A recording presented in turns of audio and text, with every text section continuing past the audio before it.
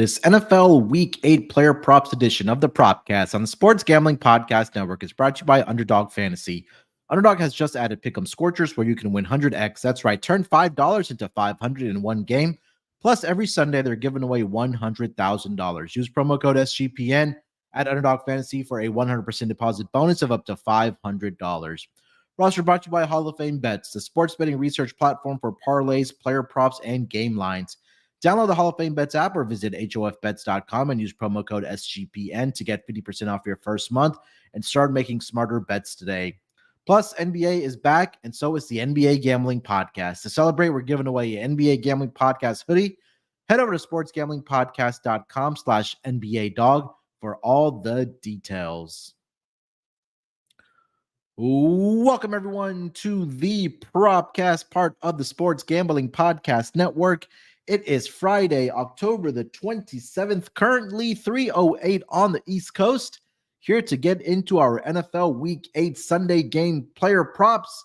And joining me here to help me break it all down, you guys know him as the Motorsports King, the hardest working man in the sports betting industry and sports media. It's Rod Villagomez. Rod, how's it going, my friend? I am happy that it is Friday, although I got a long weekend. Kid has a band review this weekend, and we're going to be gone pretty much all day tomorrow. So as much as I'm looking forward to the weekend, I'm ready for it to be the weekend after the week. I don't know, whatever it is. But I'm happy to be talking props. One of my favorite things to do, and closing out the week doing it. Yes, sir. Yeah, definitely a busy weekend. I know you got family stuff. I got family stuff as well this weekend. I got a wedding to be at this weekend. So yeah, busy times, especially this time of year with the holiday season right around the corner here as well. But also joining us, also the hardest working man in the sports betting industry. He's firing in all cylinders for the NBA and of course the NFL here as well. It's Chris B. Cappin. I know Chris is going to be busy this weekend as well. What's going on, Chris? Man, no breaks allowed. There's no breaks, and we don't know when the foreseeable future is going to be here. So, yeah, excited though. Excited, like you said, man. NFL is here. Thursday night football was pretty good. I checked. It was 10-0. I check again. It's 10-10. And then I see the under cashes, which I'll lean that way. And also I saw that they were able to cover that 9.5, 8.5, where you got that number because they ended up losing last night by 8. That being the Tampa Bay Buccaneers. So I'm excited to talk prop with you guys as always. And like you said, it's a busy weekend. I actually turned 34 tomorrow, so happy birthday to me. But yeah, super busy weekend. We got Halloween. My son wants to go trick or treating 10 times in 3 days. So it's a lot going on for sure, man. I'm excited for it, though. Excited to be here with you guys to talk Week 8 NFL props. Hakeem Olajuwon, the dream year for Chris B. Cappin this upcoming weekend. So happy early birthday, my man. I would definitely make sure to wish you tomorrow for sure. So I hope you have a good weekend for your birthday weekend. But hey, we got business to take care of here. We got to put money in our listeners' pockets. Now, unfortunately, Chris was able to do that yesterday. I was not able to. I went 0-for-3 last night, but I did hit a couple of my touchdown prop bets. I guess that kind of saved the night for me. I feel like I had that handicap right for Stephon Diggs. I was really high on him coming into this game. He had the targets, he had the receptions, just the yardage wasn't there for him in this game against Tampa Bay Buccaneers. Tyler Bass only gets one field goal, and James Cook only had one reception for 6 yards. But did work out. I know we like Mike Evans to find the end zone. That got there. He also mentioned Alton Kate to find the end zone as well. He got the end zone as well for Buffalo Bills. So the touchdowns at least salvaged some of the props here for me on Thursday night. So hopefully I can bet on this on the Sunday card. Rod, how did your Thursday night football turn out? So, yeah, definitely hit Mike Evans anytime touchdowns. So that was a good clutch one. And K. Otten, how about getting the hook? Did not burn me this time. K. Otten, I had under 27.5 receiving yards. K. Otten finished the night 27 receiving. 7 on that. If he would have leaned forward even a half an inch more on that one, then that would have not cashed that prop. So you want to talk about living and dying by the hook, kids? This is exactly how that works. So a good there. Although, how about Baker Mayfield actually taking care of the ball and not throwing an interception? I got the Josh Allen part of that. But, Baker Mayfield did not. Therefore, the 1.5 interceptions was safe. And Micah Hyde obviously did not get an interception. But other than that, I mean, 2 for 3, I suppose, or 2 for 4, rather, on the night. Do you see how many receptions Ogden had last night? 27. Did he have 5 last night? Okay. Well, hold on. I have to look because I know that it was some number that was not necessary. You should have had more on it. So K. Dotton had 4 receptions for 27 yards. Okay. Yeah, I wanted to get to his reception, but that number didn't drop by the time we had recorded the Thursday night props. But it's all in the rear view mirror now for the Thursday night football. Chris, how did Thursday night football turn out for you, my friend? Yeah, like you said, it was a good Thursday, man. Finally, I typically do better on Sundays, and Thursdays, kind of stink it up. But Thursday was good for me. We swept the board yesterday. There you go. Yeah, Josh Allen, over 255 passing yards cash. Rashad White had 39 yards, I want to say, like in the first half. And I was still able to get him under 47.5. Knew that was a bit of an outlier. So he cashes on the under. Really love those under spots. And then Dalton Kincaid, I talked about him stepping in for Dawson Knox, kind of, rinse and repeat of what he did last week. So over 35.5, over 36.5, 37.5. I talked about all of those numbers. He cashed all of those as well. And then end zone props. I talked about we all said we like Mike Evans. Mike Evans. Yeah, Mike Evans. Yeah, Mike Evans. Yeah. And then I also like Josh Allen. They both scored yesterday. So it was pretty much a clean sweep last night, man. So definitely looking to, take that into the weekend for sure. Yeah, 100%. I know last Thursday I had a great Thursday as well. This week it was Chris. So hopefully we carry all that momentum, all of us going into the Sunday games for our NFL Week 8 player props. Gentlemen, let's kick it off here. You guys know how we do it here. We'll give our obviously our player props, touchdown prop bets, and then we'll wrap it up with best bets for the NFL Week 8 player props. Rod, why don't you lead us off this week for your first player prop?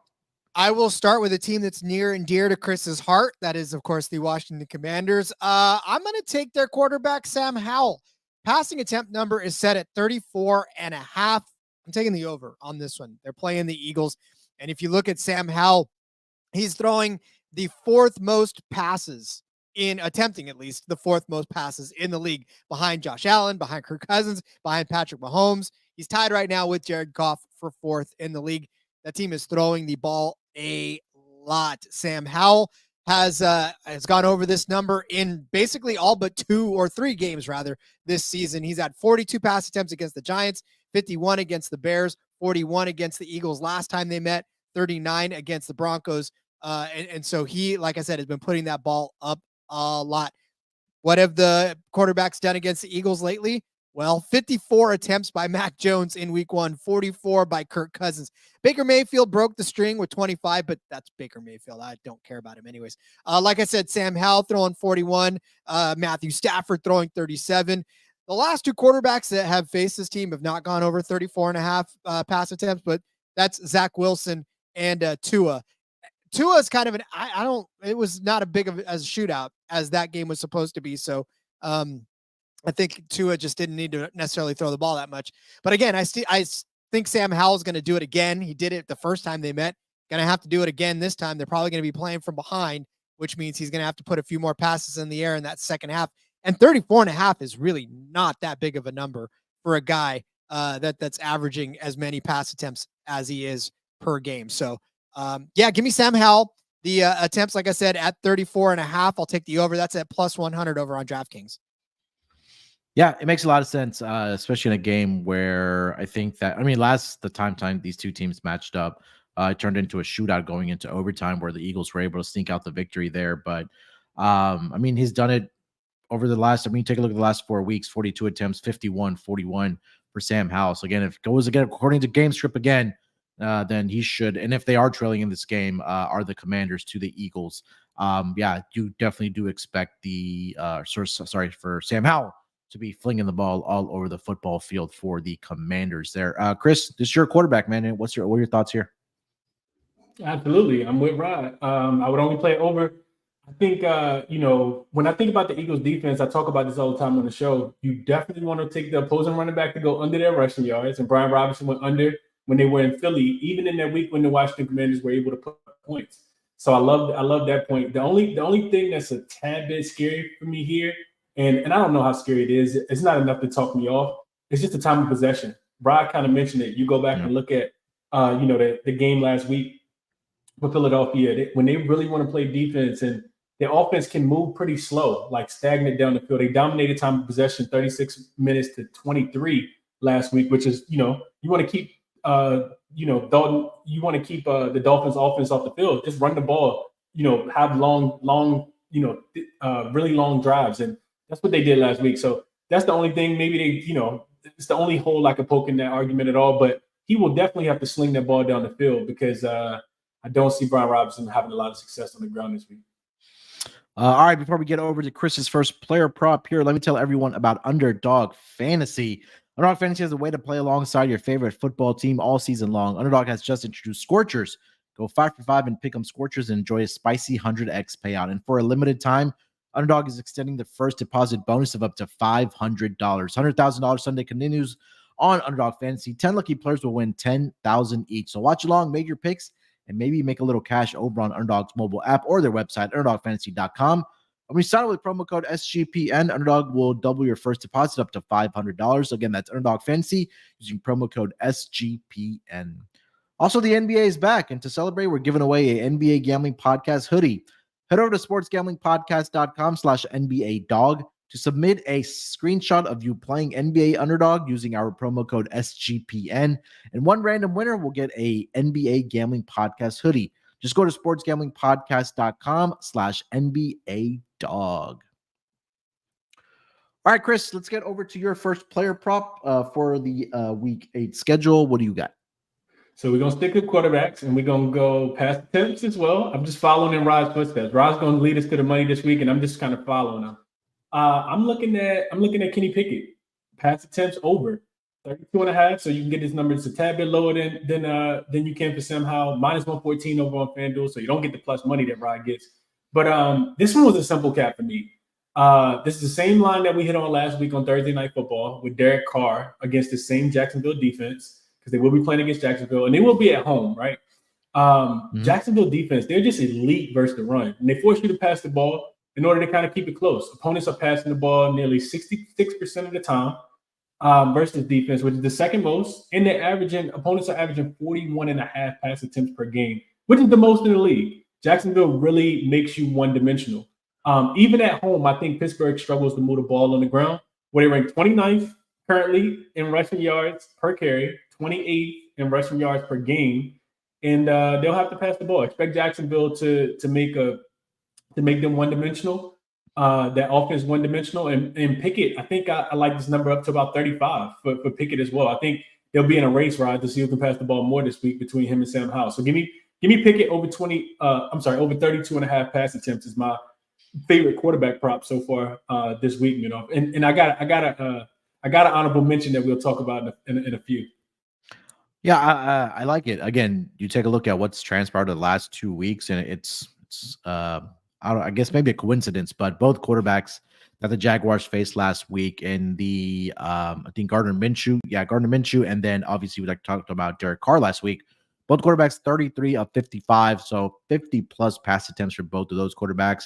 Let's go back to Josh Allen when they played in London. He had 40 in the first 2 weeks. Again, I believe Anthony Richardson had 37, and then Patrick Mahomes also had 41 in that game. So that's 5 out of the 7 weeks that these quarterbacks have gone over their pass attempts, or at least of this number, against the Jacksonville Jaguars. So yeah, I definitely do dig it. Again, like you mentioned as well, Chris, that the rush defense has been really good for this Jacksonville Jaguars team. So this team, to have success for the Steelers, is going to have to be on the shoulders of Kenny Pickett. And again, also to the fact that I don't think Pittsburgh has had a lot of success running the football either. So it's going to have to be, throwing the football on the shoulders of Mr. Kenny Pickett there. Rod, thoughts on this one? And that's exactly what I was going to say too. Where's their running game been anyways? Jacksonville can take it away, but they don't have one to take away. So it's going to have to be all on the passing game for Pittsburgh, I think, the rest of the season until they actually find themselves a decent running game. So yeah, I like this. And you could probably look at this number every single week and hammer the over on it. All right, I'll keep the theme going with attempts here, but I'll pivot to a rush attempt for a quarterback. I'm going to go with Tyrod Taylor over 4.5 rush attempts in this game against the New York Jets. And he is going to be the starting quarterback. The official news came out a couple hours before we started recording here that Daniel Jones is going to be out for another week. They're going up against the New York Jets, quote unquote, on their home field. I get, obviously both teams playing the same team, but since Tyrod Taylor has taken over as a starting quarterback for the injured Daniel Jones, he's been utilizing his running ability against the opponent. So in the 2 games that he has actually started for the Giants, Taylor has rush attempts of 5 and 8. But also quarterbacks are no strangers to running the football against the Jets defense either, right? You take a look, every quarterback, except for one, has 5 or more rush attempts this season against the Jets. The only one I believe that didn't do it was Mac Jones of the New England Patriots. But every other quarterback has gone over this rush attempt of 4.5 against the Jets. And again, I think for a lot of it has to do that front 7 that generates pressure against the offensive line opposing teams, which again, those quarterbacks are getting to scramble mode. And now you have Tyrod Taylor, who's seen historically throughout his career that he's able to utilize those legs and make plays with his feet. But again, like I mentioned, he's also gone over this number in the first 2 games that he's actually started for the New York Giants. So I think that theme continues here. And like I mentioned, week 3, Mac Jones had 4 attempts for 13 yards. So that one you just lost by the hook. But I like this for Tyrod Taylor. I would look at also his rushing yards to go over. I think that number was posted at either 23.5 or 24.5. But I do like Tyrod Taylor over 4.5 rush attempts here, Rod. Well, and for Daniel Jones, it's almost the same anyways. It's the same kind of recipe where Daniel Jones takes off with his legs as well. So this is not out of the game script for the Giants whatsoever to try to block for a running quarterback. So he's going to probably be escaping the pocket, but he's probably going to take it himself because that's kind of what he was known for too, sort of that dual threat quarterback back in the day. So you got to utilize your strengths, and that's one of them for Tyrod. So I'll take you on that one as well. Chris, thoughts on Tyrod Taylor? Yeah, just echoing what Rod said, the reason why it's his strength is because, for one, this week, you look at this Jets defense, they do put pressure on the quarterback. And I know you gave the numbers already out, but you go back and look at the quarterbacks that they faced. A lot of them are running for their lives, and that's a natural habit of Tyrod, right? I'm looking at every quarterback that they faced so far this season having at least 4, attempts, and just 1-4. That was Mac Jones. In week 3. So no way I could talk you off of this one. I think this is a nice find by you. I don't really look into the Russian ones too much. So I like that we did the collab because I'm writing this down. All right, let's get over to round 2 of player props here. Chris, you want to lead us off? Absolutely. Let's go. Let's go to Dallas. So I'm looking at this one is not going to stick out as much, but I'm looking at Tony Pollard. And I like his rush yards this week. 65.5 is the number. It's a little juicy, minus 120 on points bet, but I really like this number for Pollard this week. For me, I'm just looking at the game script from first and foremost. My thought process in this game is that Dallas will probably want to protect Dak as much as they possibly can especially from the defensive line that the Rams have, and they do have an above average pass defense. So no better way than doing that than handing the ball off to Mr. Tony Pollard, who has struggled some, especially in the past few weeks, against some pretty good rush defenses to kind of start the season off. You look at the Rams defense, they're allowing 117 yards per game on the ground, which puts them bottom 10. And opponents are also getting a little over 4 yards a carry, which also puts them bottom 10 in the league, bottom half of the league as well. So for me, I think this is a buy low spot for Tony Pollard in my eyes. I think you look at that backfield for Dallas, he's dominating the carries. Dallas is also running the ball 46% of the time, which is the 6th most. And they're averaging just under 120 yards per game on the ground, which is actually in the top 10 also. So I look for a big game for Pollard this week after struggling the last couple of weeks. I think it could be a potential breakout game for Tony Pollard. Give me his rush yards over 65.5 this week at home against the LA Rams. We can still call it St. Louis. The OGs still call it St. Louis. But I mean, when you have Aaron Donald running or trying to track you down and rip your head off, I think that you're going to want to run the ball a little bit more with Tony Pollard. And I know Tony Pollard was a fantasy darling coming into this season in replacement of Ezekiel Elliott, but he hasn't really panned out or maybe lived up to the hype yet. And maybe hopefully he breaks it out against the Rams here on their home field. And again, he's only has 370 rushing yards on the season, two touchdowns only thus far this season for Tony Pollard, but hopefully this is a week where he does break out offensively against the LA Rams. Hopefully it seems like a buy low situation here for Tony Pollard here. Rod, thoughts on Tony Pollard? Well, I hate both of these teams, so I hope both of them happen.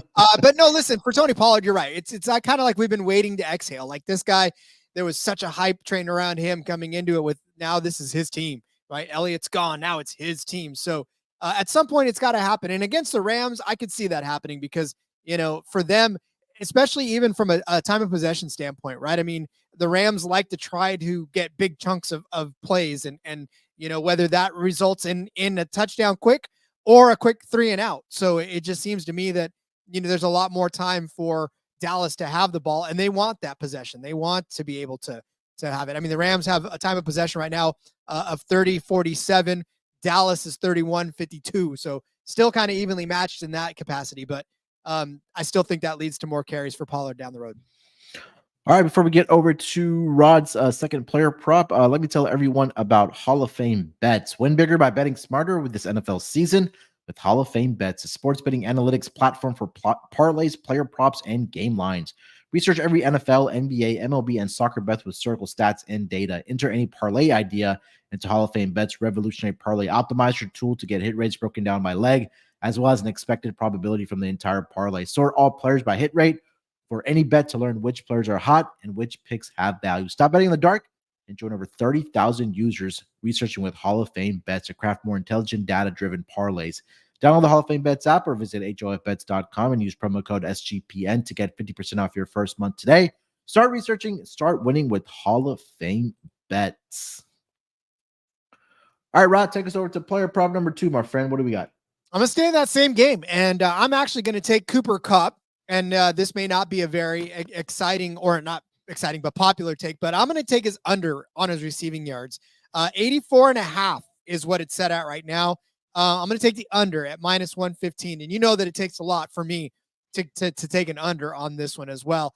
But for Cooper Kupp, look, I understand it. I get it. He had a gigantic couple of games as soon as he came back, right? 118 yards against Philly, re-announcing himself back in there, 148 against the Cardinals, but he had 29 last week, right? 2 catches for 29. And I'm not saying that Cooper Kupp is not going to be a good, solid player this week, but he's playing a very stingy Dallas passing defense. Overall to the quarter or to the wide receiver position this season, they're averaging 119 total yards allowed per game. So that's not just, one receiver getting 119. That's the entire receiving core. They gave up 145 combined yards to the Chargers. They gave up 133 to the Niners of all teams, 128 to the Patriots, 155 to the Cardinals, 112 to the Jets, only 41 yards total. I'm not talking about just one receiver. I'm talking about the whole receiving core against them. Now you add in Nakua and Kupp in that same backfield. That same receiving core. They're probably both going to only get maybe 60 to 70 yards apiece at that. So 84 seems like a very big stretch for that to happen. Plus, look, the teams aren't really even trying to throw the ball too much against Dallas anymore. 53% of the plays. I mean, that's just over half. Yeah. But most teams, it's like 60 some odd percent that they're getting thrown on, right? You look at Philadelphia, 70% of the time, San Francisco, 67% of the time. Dallas is in the top 6 of the teams that are getting thrown against the least. So I know the Rams offense is predicated around the pass. I get that. But I also get that if you take away one of the major pieces of a team's offense, they're not going to continue to try to do it, especially late in the game when they're struggling. So, like I said, Cooper Kupp, this number is a little higher than I think it needs to be. So 84.5, I'll take the under on this one. Definitely a contrarian play here, but it makes a lot of sense, right? And you also take a look what transpired last week with Gerald Henderson and Royce Freeman being in the running back room for the Rams, and those guys combined to run 30 times last week. So I think there may be, number one, that we're getting to the point of the season where we're expecting Matthew Stafford to go down with an injury. God forbid that happens. But I mean, we send him more times than not for Matthew Stafford that does happen. So you got to start protecting him a little bit. But also the point that you made is that you have Tutu Atwell, you have Puka Nacua, you have Tyler Higbee in this offense here as well.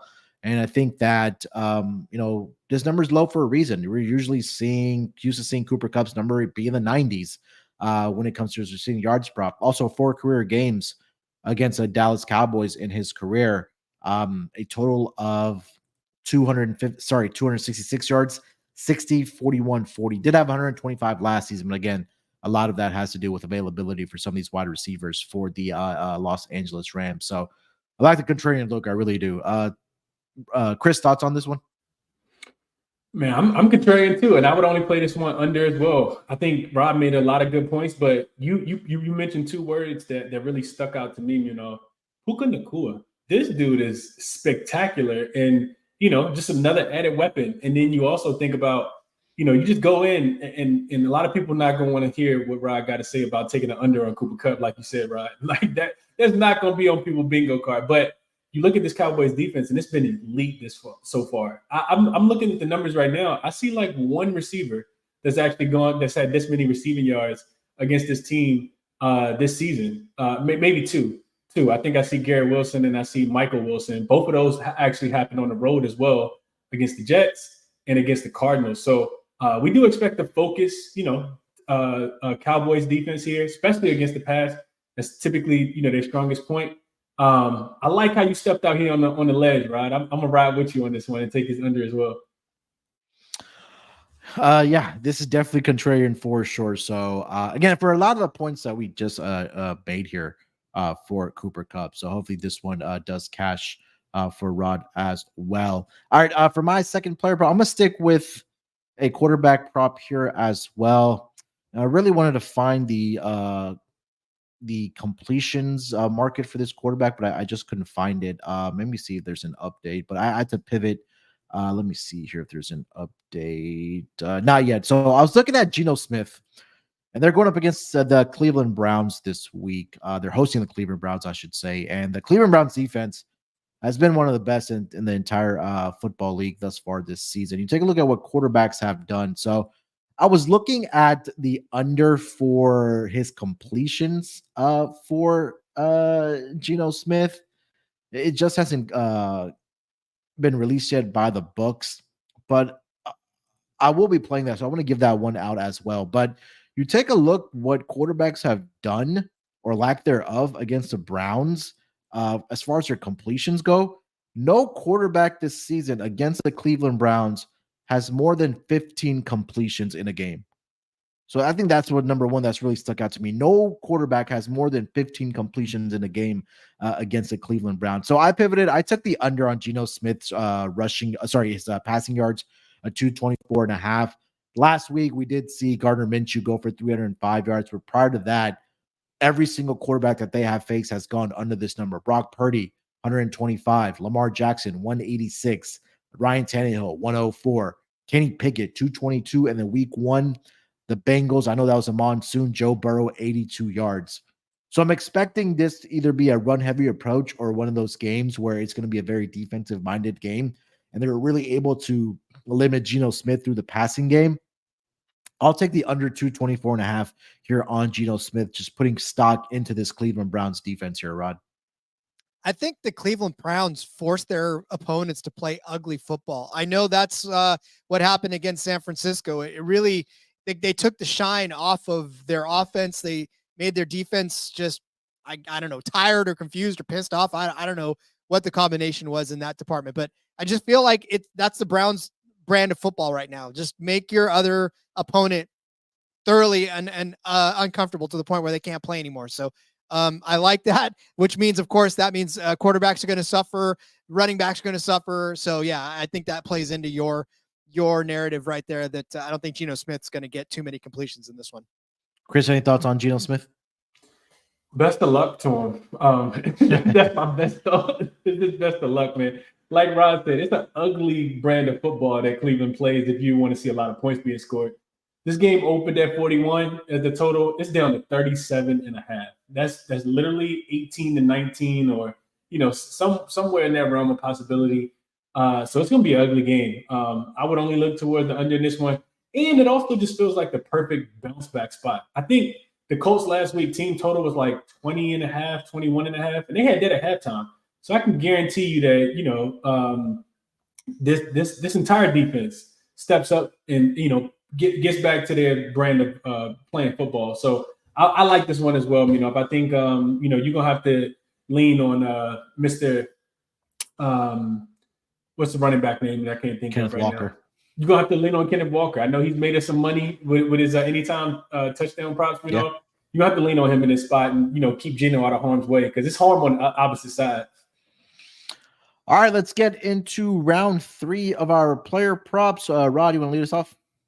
Yeah, so I'm on the under train today. Don't know how that happened. Don't know why it happened. It's Friday. It's beautiful. And here I am poo-pooing on everybody. But I'm going to take Kareem Hunt, his carries, under 12.5 at minus 125.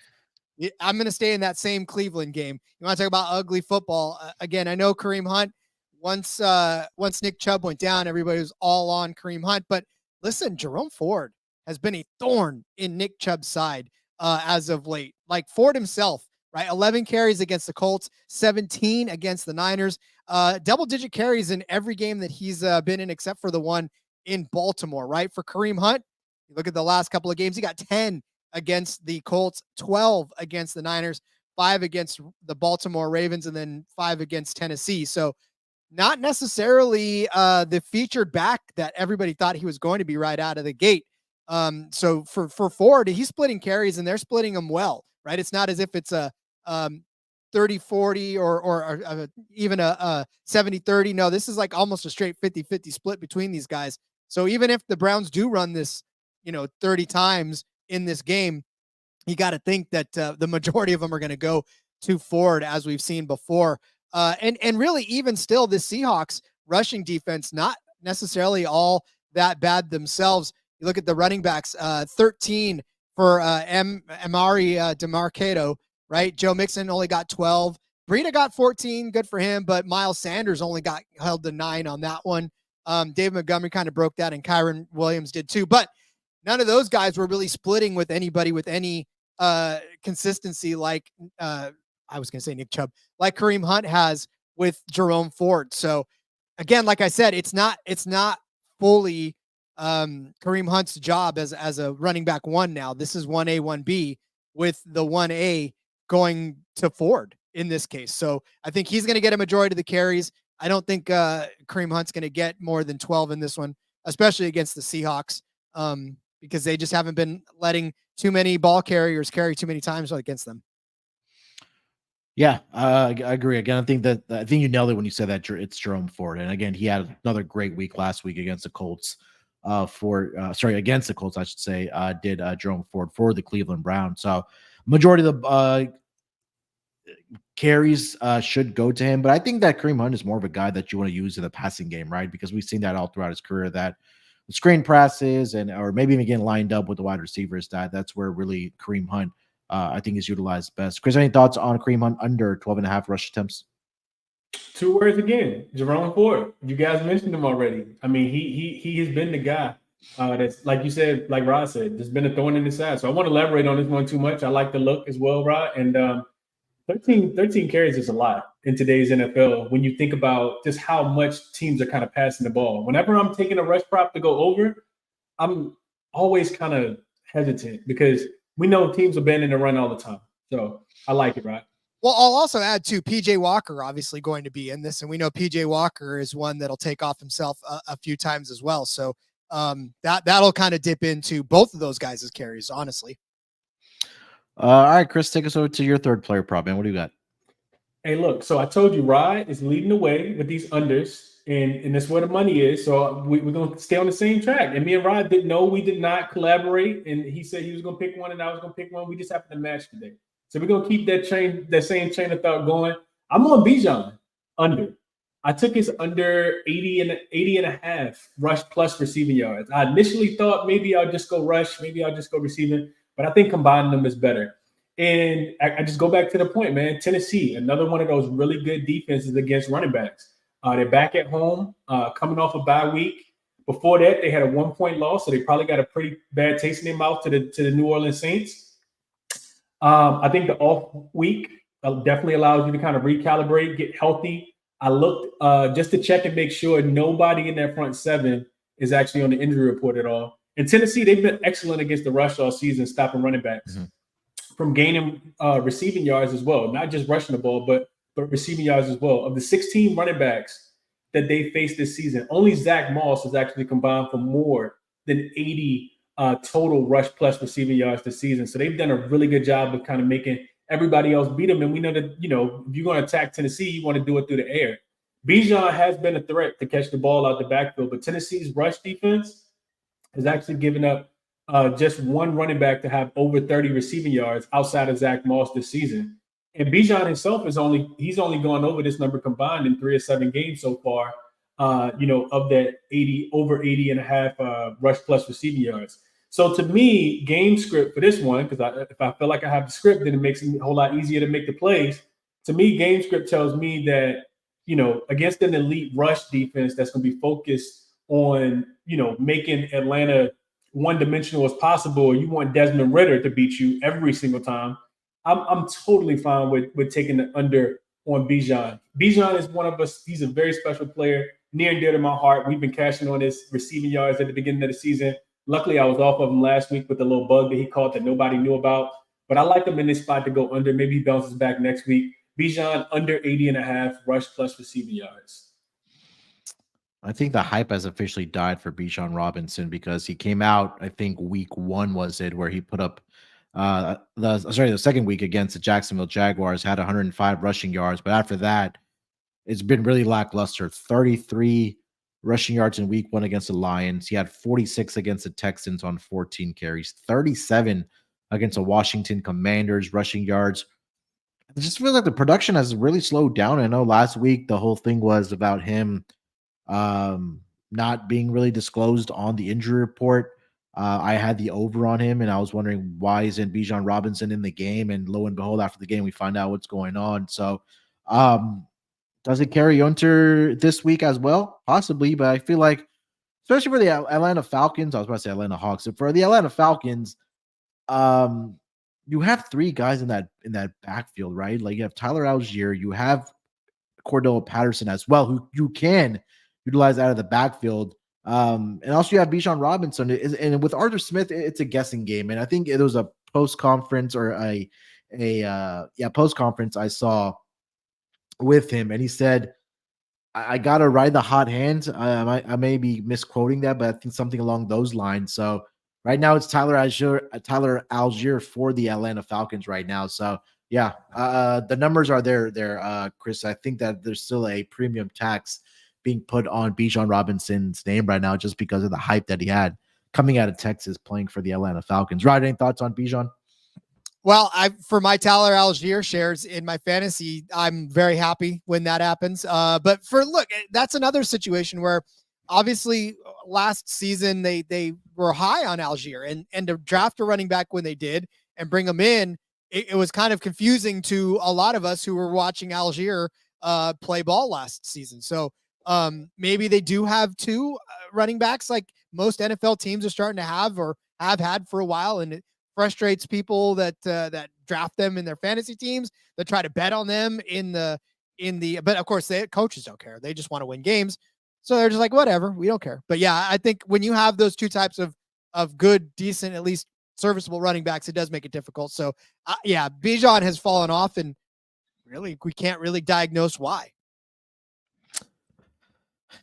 I mean, like I mentioned, I try to watch the press conferences of what Arthur Smith is saying, and it just seems like, again, he's riding the hot hand, whatever that means. So be cautious, I guess, when you're betting on overs, at least for Bijan Robinson. All right, for my third player prop, I'm going to go over to that Baltimore Ravens game. They're visiting the Arizona Cardinals this week. And I know last week I had the over on Kenneth Walker to go over on his rushing yards. And I'm going to go back to another running back here for the Ravens, Gus Edwards, over 57.5 rushing yards here for the Baltimore Ravens. And I know this has been another season where they've just been decimated by injury, especially in the backfield. Obviously, J.K. Dobbins gets hurt again. But it's just a fate of Arizona Cardinals rush defense this season. The Cardinals ranked 25th in opponent rushing yards per game. That is the 6th or 7th most. They're also allowing the 10th most opponent yards per rush attempt as well. But over the last 6 weeks, opposing running backs have gone over this total of 57.5 against the Cardinals. And 4 out of the last 5 weeks, opposing running backs have eclipsed 100 plus rushing yards. I know that you talk about that you still have, Justice Hill in that backfield as well. Lamar's also a running threat, but Edwards is averaging 14 rush attempts per game over the last 3 weeks. So I think they'll continue to feed the ball to Edwards, and we know Edwards historically in his career has been a guy that averages close to 5 yards per carry. He probably won't need all 14 rush attempts, but again, if he does get 14 rush attempts on average, like he has been over the last 3 weeks, I think he should fly over this number of 57.5 against his Arizona Cardinals defense. So I'll take Gus Edwards over 57.5 rushing yards here, Chris. Yeah, how could I talk you off? Like you said, you gave out the numbers for Arizona defense. I think last week we saw Lamar have a spectacular first half. They didn't really have to do anything because the game was over with against the Lions in the first half. If anybody watched, kind of tuned into that game. So this week, we should see a heavy dose of Gus this week. I'm not 100% sure why we wouldn't in this spot, just given, how much you want to kind of balance out the workload for your players as well. So we know Baltimore runs the ball pretty much more than any team in the NFL, and you're going up against one of the defenses that just simply can't stop the rush. So I love this spot for Gus, and I love that Harbaugh is going to continue to rush the ball no matter what. He doesn't matter if he doesn't care if things slow down, if you're not getting a lot of yards per carry. And it's one of the reasons why I'm not interested in taking the under in Baltimore's running back at all. Rod, thoughts on Gus the Bus? On the Gus bus, I do look. That guy needs a good game, to be honest with you. And so the Ravens running that triple option has not necessarily been the triple option that I thought it was going to be when I started the season preview. So it's the Ravens. They run. That's really any Ravens running back has value on overs any week, in my opinion. All right, let's get over to our touchdown scores for this week. Rod, who do you like to find the end zone this week? Well, I know that it's probably super chalky, and the reason that I'm going to take the first touchdown for Raheem Mostert is because there's no value in any time. Unfortunately, the books knew very well that Raheem Mostert is going to get in the end zone against the Patriots. So I'm going to go ahead and say first touchdown for Raheem Mostert. That's plus 350. He scored 2 against this Patriots team last time. One of them was the first touchdown of the ball game. Therefore, I think that's going to happen again. Now, listen, I know it's a different Patriots team than what we've seen the last couple of weeks. They've actually tightened up a little bit. They haven't even let James Cook and or Josh Jacobs into the end zone over the last couple of weeks. But they did have Alvin Kamara find the end zone. They did have Hunter Lupke find the end zone for the Cowboys. Didn't have that one on your bingo card, did you? But yes, again, they have let running backs into the end zone against them, and Raheem Mostert was one of them twice. And like I said, there's no value in anytime touchdown for Raheem Mostert. So if you think he's going to score, I think he's going to score first. So plus 350 on first touchdown for Raheem Mostert. God, when was the last time you saw a plus 350 for a guy to be the first touchdown scorer? I mean, I think his anytime touchdown was minus 200, I believe, for this game against the Patriots. Yeah. So that kind of tells you where the books are thinking for Raheem Mostert on the end zone this week against the New England Patriots. Chris, what do you like to find the end zone this week, man? So I actually got a couple, and that's typically what I never have. I never have a couple, but I like Keenan Allen to get in the end zone. You can get him at plus 115, anytime touchdown. You just look. I think they're in a really, really good spot. I mean, first and foremost, they're 8.5-point favorites at home against the Chicago Bears, and that should tell you everything you need to know. We remember, though, the Bears actually do pretty well at stopping the run, right? Mm-hmm. Not so much against the pass. So Bears defense being on the road, they've given up 8 touchdowns through the air so far this season. You look at Justin Herbert, he has thrown 10 so far, which puts him in the top 10. And he throws them at home for this season for Keenan Allen as well. Let's see, 2 and he has won in at least his last 2 home games as well. And he's 10th in targets. We always talk about targets. So give me Keenan Allen to get in the end zone at plus 115. Sneaky one, actually 2 sneaky ones. Garrett Wilson. He actually gets the Giants defense this week. You can get him at plus 210. He gets the Giants defense this week that's given up 8 rushing touchdowns, but they've also given up 7 through the air as well. He leads his team in every statistical category you could think of: targets, receptions. Cobb is also a little banged up for this squad as well. So I like Garrett Allen. And then last but not least, I'm gonna go back to that first game. Chargers defense at plus 410. I'm gonna fade the rookie quarterback on the road in his first career road game. He did throw a pick against the Vikings a couple weeks ago. And if the Raiders had any competent, defenders outside of Crosby, he probably would have threw another one last week, even though he did look good in that home game for him. So I think, cross country, hostile environment. I think they'll be playing from behind as well, as the spread kind of indicates. So give me that Chargers defense to either, strip sack and pick one up, or just catch one and take it to the crib. Plus 410 for the Chargers defense, plus 210 for Garrett Wilson, and plus 115 for Keenan Allen. I love it. All right, for my touchdown prop bets, I gotta throw some home cooking in there somewhere. So I feel like there's some chemistry that's been developed between CJ Stroud and Dalton Schultz. He's had a touchdown, I believe, in 3 straight weeks. Has Dalton Schultz? I know the Texans were on bye week last week, but Schultz has 3 touchdowns total this season. He's had one in the 3 straight weeks. We go back against the Saints, against the Falcons, and against the Pittsburgh Steelers. So I think this is going to be another game where I think he's able to find that connection with Dalton Schultz. That number is currently sitting at, let's see here. I think it was plus 190 is what I saw plus 190 for Dalton Schultz to find the end zone. I'm gonna go to that game also as well against the Patriots and the Dolphins game. Looking at Jalen Waddle to find the end zone here as well. Plus 140 right now. I know Raheem Mostert minus 200, Tyreek Hill minus 155. But I think there's some sneaky value here on Jalen Waddle to find the end zone here as well at plus 140. Then I'm also going to go to that Chargers game here as well. I love the call on Keenan Allen to find the end zone. I think Josh Palmer plus 225. I think that's another good look here. It gives Justin Herbert another big target. I know he only has 1 touchdown on the season here, does Josh Palmer, but he's definitely getting the target. He's averaging he's at least 7 targets in 4 straight weeks, and he's also taking advantage of the opportunities as well. He's been a great down the field threat as well for Justin Herbert. So I'm going to look at his longest reception as well, but I think that's an opportunity for him to find the end zone here at plus 225. So I'll take Josh Palmer plus 225, Dalton Schultz plus 190, and then Jalen Waddle plus 140 for my touchdown scores. All right, gentlemen, let's wrap it up strong here. Let's give out our best bets for NFL Week 8 for our player props. Chris, why don't you lead us off? All right, so before we get into the best one, let me just throw in a honorable mention, and that honorable mention is going to be, we're going to stick with the pass attempts. This number actually wasn't even available. I just wrote down Desmond Ridder pass attempts over whatever the number comes out at, and I'm absolutely on this one as well. This dude has been a cash cow for us. He's playing in Tennessee, of course. We talked about that one. So Tennessee at home. I think they're absolutely forced Atlanta into just passing the ball here. Tennessee's been really, really stout against the rush, giving up just 3.6 yards per carry, which ranks 7th. And I'm pretty sure that number is even better if you take a look at them being at home. You look at Atlanta, they'll want to rush the ball as they've wanted to all season.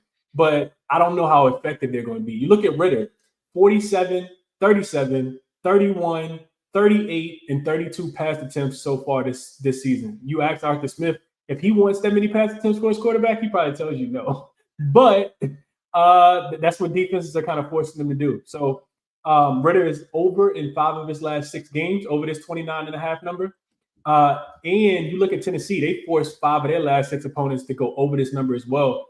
I was just looking it up while we were on the show because this number actually just dropped since we've been doing the show. Yep. You can actually get Ridder to have 40 pass attempts at a plus 1425. He's only done that one time this season, but he does have 2 games of 37 and 38 pass attempts. So I like Ridder to go to at least have 35 pass attempts this week. So I'll add that one as well, and we'll make that half of the best bet. The other half of the best bet we'll go with Pickett. I really think that just Jacksonville riding that defense as well. I already gave out all the numbers, but I do think that this is going to be a spot where we kind of expect Pickett to play a little bit better at home. I know he was a tad bit impressive in LA against the Rams last week, but I like Pickett to go over his 32.5 pass attempts in this in week 8 as well. So we'll go best bet on both of those guys to throw the ball about 40 times. They're gonna be slinging that thing around, right? So those are the 2 best bets for me for this week. Love it, man. All right, Rod, take us over to your best bet. All right, well, then I'll just continue the attempts train going. I'll take the Sam Howell one as my best bet. 34.5 is the pass attempts at plus money. Like I said, this could be a 40 pass attempt game for Sam Howell. So I'm definitely on this one. This one should cash you probably somewhere in the third quarter. So get ready to have that money in your account by the end of the game. All right, there we go. All right, for my best bet, I saved one here that I mean, I have a list of like 7 of them that I like for this week, but I'm gonna go over to that Chiefs and the Broncos game. Looking at Isaiah Pacheco to go over his receiving yards of 15.5. I think this is a team that continues to play on running backs against the Denver Broncos, right? Broncos have a historically bad defense, whether it's been through the air or whether it's been on the ground. And opposing running backs, they're not only thriving rushing the football against the Denver Broncos, but also they're having a lot of success catching the ball through the air against those linebackers of the Denver Broncos. So opposing running backs are averaging 6.71 receptions per game and 55 receiving yards against the Denver Broncos defense, and that's the running back position. Pacheco has played in 3 career games against the Broncos, including this season. He's gone over this projection in all 3 of those games of 15.5 receiving yards for Isaiah Pacheco. And just to put into context, or just put in the number for Isaiah Pacheco this season against the Denver Broncos, where they already matched up earlier, in that game he had, let's see here. I have to go to a different page. Nope, let's go back. So against Pacheco, yeah, there you go. 6 for 36 in that game against the Denver Broncos. So I think that theme continues this week for Isaiah Pacheco. He's done it in 5 of the 7 games this season as well. He's done it in 3 out of the last 4 weeks or 4 out of the last 5 weeks. I think that trend continues here. So give me Isaiah Pacheco over 15.5 receiving yards for this game against the Denver Broncos. And just for fun, or not for fun, just because we love underdog fantasy, we're going to put together our best bet entry here for this week on underdog fantasy. And let's see what our payout is going to be for this week. So let me see as it loads here. Or maybe they're on to us that they don't want us to put in this bet because it's not letting me. But just to recap, just to put in your underdog fantasy with us. Again, if you haven't already signed up, make sure to use that promo code SGPN. They are matching all new customers' first deposit up to $500. So again, if you haven't already signed up with underdog fantasy, code SGPN. If you already have one, get your wife's phone, open an account with her name, use that promo code SGPN. Help us out. Maybe get your mom or dad as well, and maybe your grandparents there as well. Just a little secret. Hopefully they don't listen to this pod. But yeah, make sure to use that promo code SGPN. Use our best bets. Mine is going to be Isaiah Pacheco over 15.5 rushing yards. Rod, you are going with Sam Howell over on his pass attempts. And then Chris, I know you gave out 2. Which one do you like the better of the 2? Let's go Kenny Pickett over 32.5 pass attempts. Fuck it. Just do both of Chris's. Make it a 4-pick entry there. I feel good about our best bets this week for sure. All right, that is going to wrap it up for this week's Propcast, NFL Week 8 player props. Hopefully, we're able to put more cash in your pockets this week. Rod, anything else you want to mention, my friend, before we get out of here? No, sir. Just excited to watch another week of football and NASCAR winding down. So just if you want to listen and try to win some more money in NASCAR, follow us on the NASCAR Gambling Podcast. F1 is in Mexico City this week, so a lot of fun there as well. But keep track on that on the network as well. Chris, anything else, my friend? Nah, like Rod said, man, nothing else to mention. Just enjoy the games. We always tell people to bet responsibly, so make sure you're betting responsibly. Enjoy the games. Let's make some cash. And check me out on X at Crispy Capping 2 P's 2 N's. Doing a lot of different stuff over there. Busy guy right now, but it's fun times. Enjoy the games this weekend, and let's make some cash while we're watching the games. He's writing an article as we speak, is Chris. All right, yeah, we'll be back next week for the Thursday Night Football. You can follow me on X at SportsNerd824. More importantly, subscribe to the NFL Gambling Podcast YouTube channel if you haven't already. Leave us a rating and review. Also, the touchdown prop contest is still going on. Just get all the details over on the website as well, sportsgamblingpodcast.com, or Also on the NFL Gambling Podcast Twitter account at SGPN NFL. All right, we back next week. Like I mentioned, good luck with your bets this weekend. Let's break these books off and let it ride.